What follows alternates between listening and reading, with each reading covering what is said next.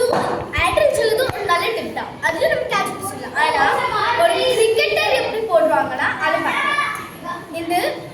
இந்த மம்மி ஃபிங்கரும் வேறு இந்த அண்ணன் ஃபிங்கரும் கூடுதல் பிரச்சனை.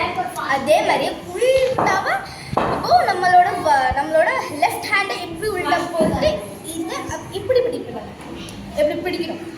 இலக்கமாக பிடிச்சிட்டு ப்ரொஃபைல் ரெடி.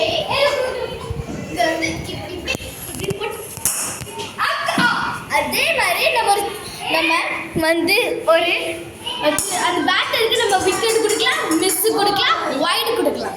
ஓகே, ஸோ இன்றைக்கி நம்ம பார்த்துட்டு இப்போ உங்களுக்கு பிடிச்சிச்சுன்னா கமெண்ட்ஸில் போடுங்க, சப்ஸ்கிரைப் பண்ணுங்கள்.